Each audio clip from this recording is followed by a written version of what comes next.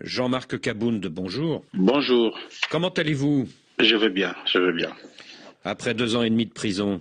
Oui, bien sûr, je me porte bien. Vous savez, on a enduré cette situation, mais pour l'instant, je peux vous dire que je me porte bien. Est-ce que la prison vous a changé? Vous savez, pour le cas qui est le nôtre, nous avons été arrêtés injustement. Et je dirais que ce que nous avons subi allait au-delà d'une injustice. C'était carrément de la persécution. Bon, face à toute situation, il y a toujours une leçon qu'on retient.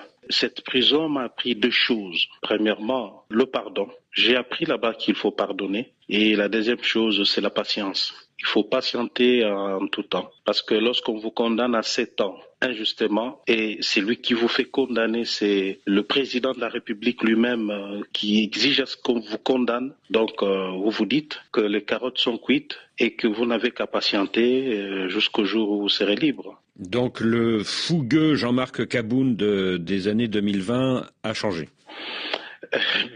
Nous sommes en train de grandir. Je ne suis plus le Jean-Marc de 2020.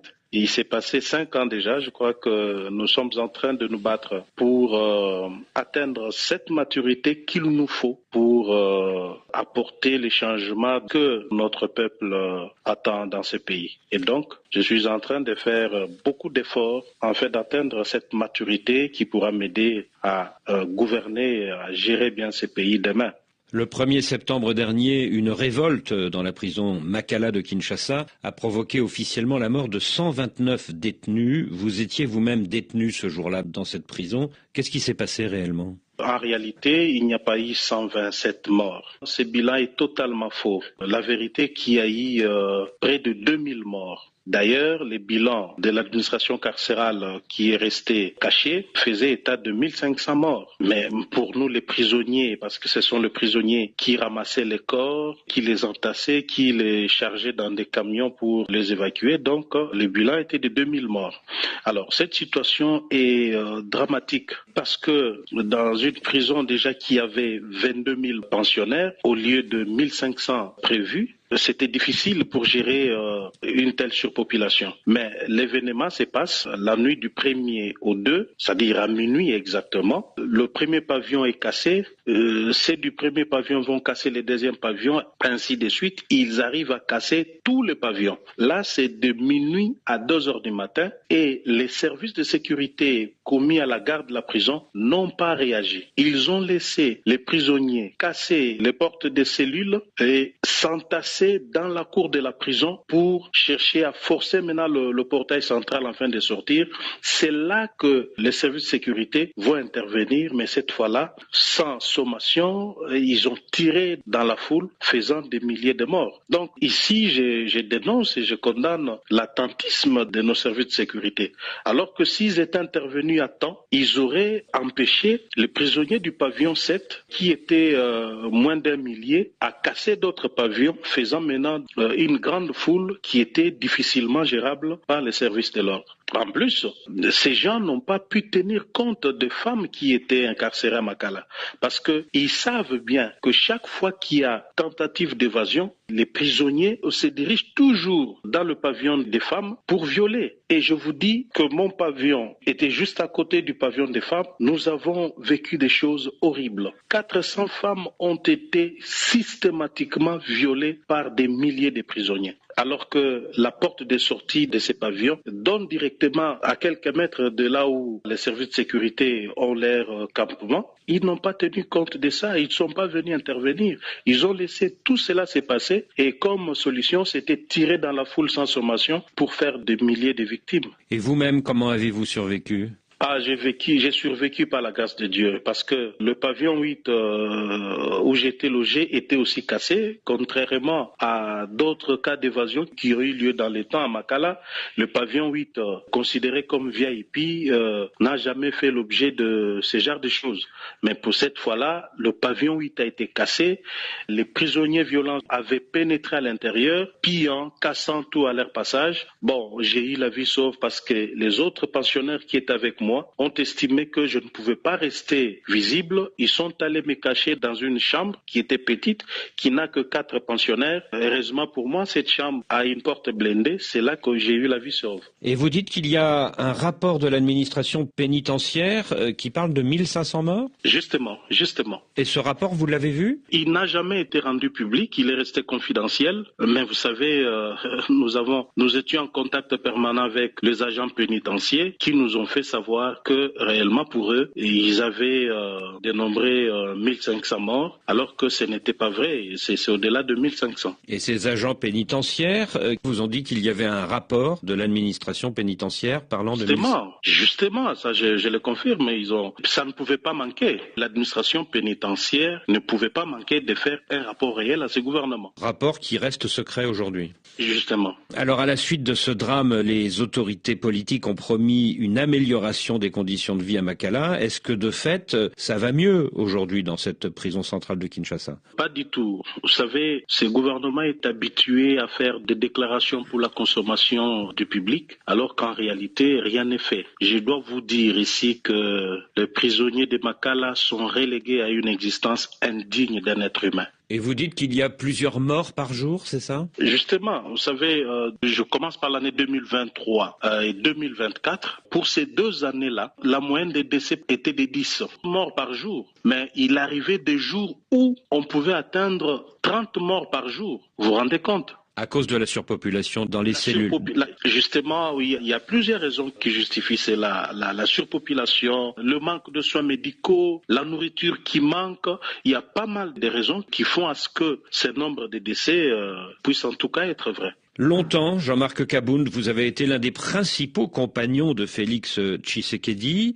Après son arrivée au pouvoir, vous êtes même devenu le président par intérim du parti au pouvoir UDPS. Et puis en 2022, ça a été la rupture, puis la prison pour outrage au chef de l'État. Est-ce que vous regrettez aujourd'hui cette conférence de presse de juillet 2022 où vous avez tenu des propos virulents contre le chef de l'État ? Bon, je dois ici vous dire que je ne regrette rien. Mes propos n'ont pas été virulents. Moins encore des dénonciations comme beaucoup le disent. Mais c'était tout simplement un témoignage citoyen d'intérêt public voué à l'émancipation du peuple congolais pour son développement et c'est là pour garantir l'état de droit, le développement et l'éclosion sociale. Moi, j'ai rempli la part de mon contrat en tant que citoyen congolais, acteur politique et député national de surcroît. Je ne pouvais que dire ce qui devait être dit pour que les choses changent dans mon pays.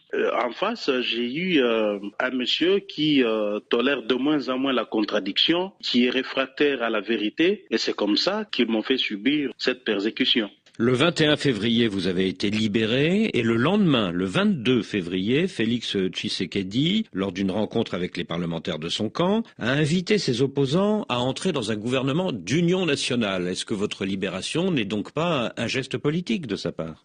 Non, je ne crois pas que ma libération puisse faire l'objet d'un marchandage politique. J'ai été victime de persécutions politiques, condamné à une peine de 7 ans et j'ai passé 30 mois en prison. Cette injustice, je crois qu'elle ne pourra jamais être réparée parce que j'ai déjà passé 30 mois en prison injustement. Donc, ici, je ne voudrais pas que ma libération fasse l'objet des interprétations, des marchandages politiques. Donc, une décision a été prise pour arrêter l'injustice que j'étais en train de subir et pas par la volonté de Tshisekedi. Il faut avouer qu'il y a eu une forte pression depuis que j'étais en prison, tant par la communauté internationale que l'opinion publique interne du Congo. Les Congolais étaient mécontents de mon arrestation.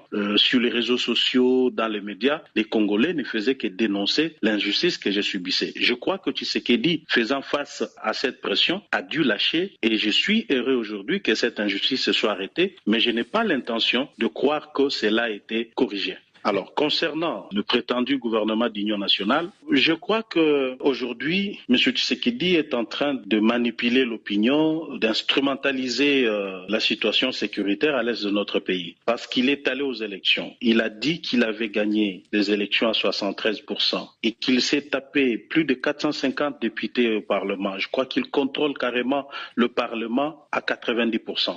Donc, si aujourd'hui il estime qu'il doit recourir à l'opposition, ça voudrait dire que Tshisekedi est confronté à une crise de gouvernance. Il y a crise totale de gouvernance et pour moi, j'estime que le gouvernement d'union nationale qu'il propose de mettre sur pied ne résolvera rien du tout. Mais est-ce que Félix Tshisekedi n'a pas lâché sur vous et sur deux autres prisonniers politiques, Mike Mukebayi et Seth Kikuni, qui viennent d'être libérés, afin de frapper les esprits et de montrer qu'il tendait la main vers l'opposition? Je crois que cela était une obligation pour lui.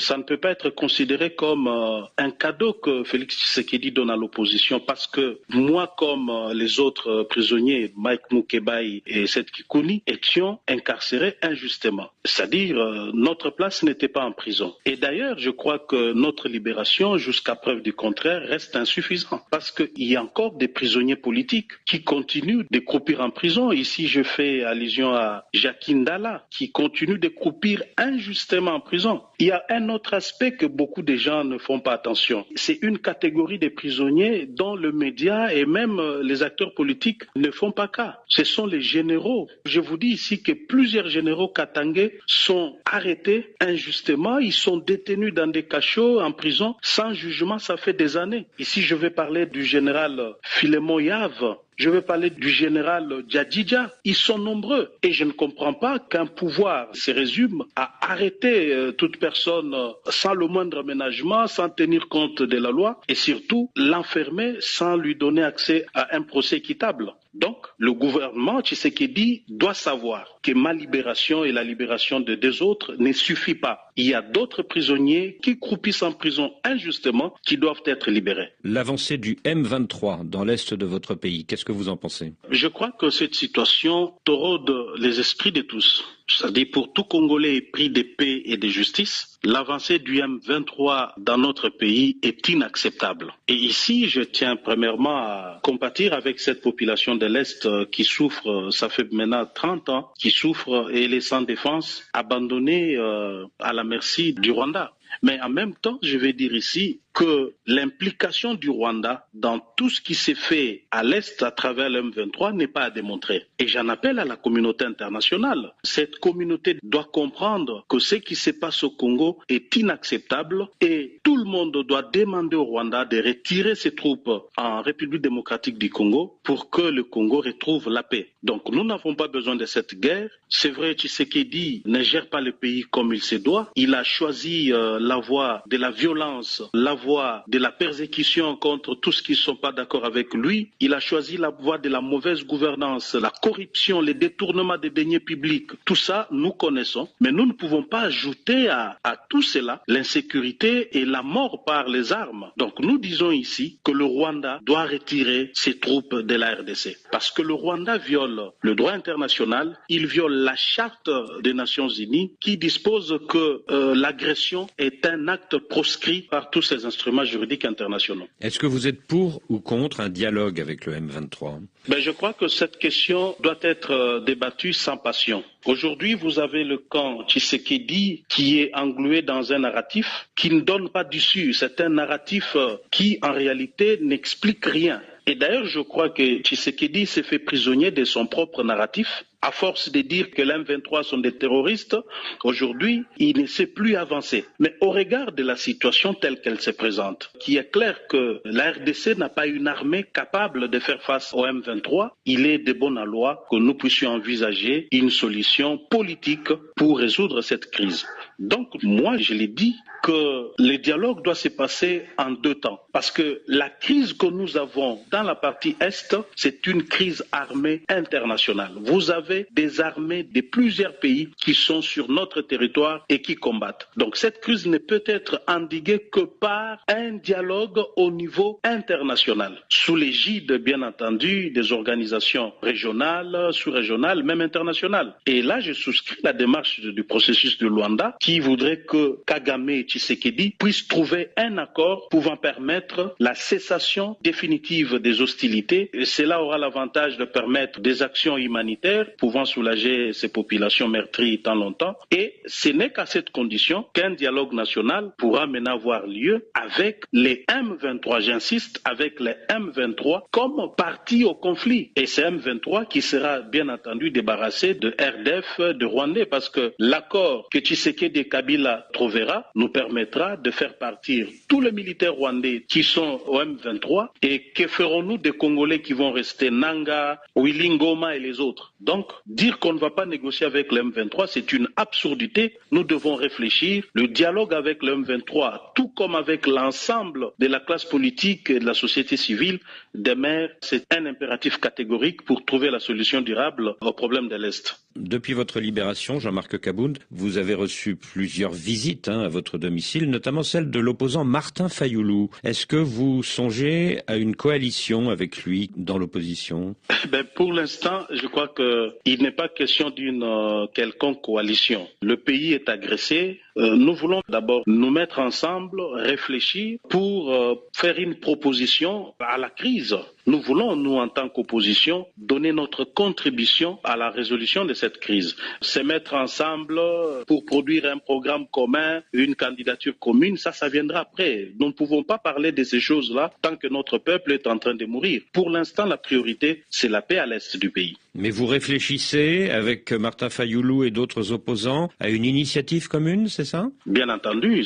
D'ailleurs, nous devons déjà réfléchir sur ça parce que le régime Tshisekedi, qui est un régime finissant, doit laisser la place de 2028 et l'opposition ne va pas refaire la même erreur qu'en 2018 où elle est allée diviser et une partie a pris le pouvoir visiblement sans programme réel, sans vision pour diriger le pays. Mais cette fois-ci, le Congo a tant souffert. Le Congo a besoin des dirigeants honnêtes, des gens qui vont accéder au pouvoir pour travailler afin de pouvoir donner le changement attendu par notre peuple. Et vous êtes en contact également avec l'ancien président Kabila? Je crois que c'est un acteur politique important de notre pays. Je ne vois pas pourquoi je ne peux pas être en contact avec lui. Mais d'ailleurs, moi, je veux même plus loin.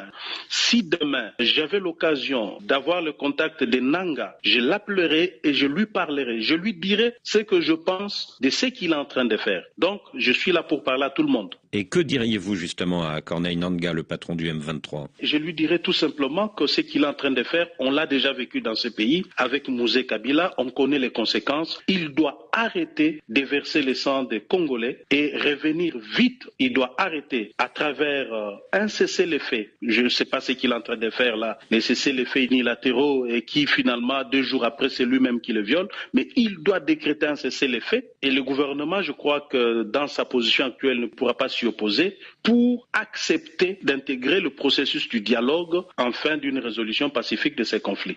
Alors vous dites que Félix Tshisekedi doit laisser la place en 2028. Qu'est-ce que vous pensez du projet de nouvelle constitution? Non, ça c'est une vaste blague. C'était une vaste blague et j'ai dit que Tshisekedi m'a déçu. C'est vrai qu'il m'avait déjà déçu. Je l'avais exprimé lors de mon point de presse du 18 juillet 2022, mais je ne pouvais pas m'attendre à cela. Changer la constitution pour briguer un 3e mandat, c'est une insulte à notre combat. C'est fouler aux pieds le combat de Etienne Tshisekedi. C'est cracher sur la mémoire de tous nos martyrs, tous ceux qui sont morts pour la démocratie, l'état de droit et l'alternance pacifique. Je crois que Tshisekedi avait perdu la tête.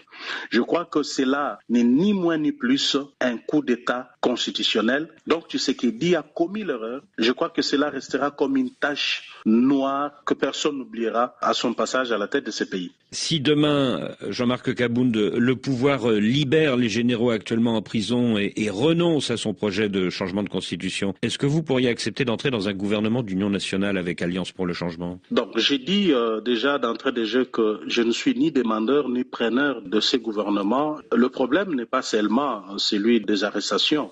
J'aimerais bien que ces généraux katangais recouvrent leur liberté et tant d'autres prisonniers politiques que je venais de citer ici, mais ça c'est une manche du problème. Un autre problème restera celui de la vision. Parce que si aujourd'hui il est question que nous puissions être ensemble, cela ne doit pas être du fait de la volonté d'un individu qui veut sauver sa peau, qui veut sauver son pouvoir et en fin de compte, nous tous ici, nous allons accompagner quelqu'un, un individu qui est Tshisekedi. Non, cela ne pourra pas se passer ainsi. Donc la gouvernance doit être être basé sur un programme, sur une vision claire. Et je ne vois pas Tshisekedi aujourd'hui garantir cela, premièrement. Et deuxièmement, Tshisekedi n'est pas un homme de parole. Tshisekedi ne respecte pas ses engagements vis-à-vis des autres. C'est vrai qu'il peut, dans un forum, dire voilà, j'accepte, ça sera ainsi, et puis demain, tout porte à croire que Tshisekedi va se rebuffer et jeter tout dans la poubelle et se comporter comme il s'est toujours comporté. Donc pour moi, je n'ai pas de garantie que Tshisekedi pourrait changer pour être ensemble avec lui. Et je considère que cela est derrière moi. Est-ce que vous vous êtes parlé avec Félix Tshisekedi depuis le 21 février? Non, pas encore, pas encore. Mais c'est prévu, hein? Non, moi je n'en ai pas l'intention, je ne trouve pas l'intérêt de lui parler, mais si lui le désire, je ne lui fermerai pas la porte, je lui dirai ce que je pense. Comme je vous ai dit ici que les jours que j'aurai l'occasion de parler à Nanga, je lui parlerai, je n'aurai peur de rien. Et même si Tshisekedi le désire aujourd'hui, et s'il veut me parler, je ne peux pas fermer la porte. La politique nous exige de toujours parler, échanger. Et est-ce que vous vous êtes parlé depuis le 21 février avec sa maman, Marthe Tshisekedi, avec qui vous êtes très liés depuis longtemps? Non. Depuis que j'étais arrêté jusqu'à ce jour, nous n'avons jamais parlé. Est-ce que vous serez candidat en 2028? Bien sûr. Je crois qu'après tout ce que nous avons vécu, après avoir accumulé tant d'expérience, d'opposants, d'hommes clés du pouvoir et aujourd'hui quitter le pouvoir pour ses convictions, je crois que nous avons suffisamment acquis de l'expérience et de la notoriété qui pourra nous permettre de bien gouverner, de bien gérer ces pays au fait. Donc aujourd'hui, je crois que nous présenterons notre programme, nous présenterons notre vision du Congo et c'est avec ça que nous solliciterons le suffrage de notre peuple pour nous rassurer que nous pouvons faire quelque chose pour ces pays. Je ne me vois pas aujourd'hui donner le meilleur de moi-même, changer ces pays comme je l'entends, comme ministre. Non, je crois que maintenant, moi et mon parti et tous ceux qui voudront se mettre autour de moi, nous sommes en train de préparer un programme de gouvernement qui est basé sur la vision que nous avons pour gouverner autrement demain. Oui, mais vous n'êtes pas tout seul, Jean-Marc Kabound. Il y a Moïse Katumbi, il y a Martin Fayoulou, il y a Joseph Kabila qui vient de revenir sur la scène politique avec sa tribune dans la presse sud-africaine. Oui, l'opposition congolaise a été toujours plurielle. Mais moi, j'ai toujours insisté sur un fait qui est plus important, c'est la transparence et la régularité du processus électoral. Dès lors que nous avons un processus électoral équitable, transparent, nous n'avons pas de crainte que celui qui va l'emporter va normalement diriger le pays. Donc vous êtes confiant à condition que le scrutin soit transparent. Justement. Jean-Marc Kabound, merci.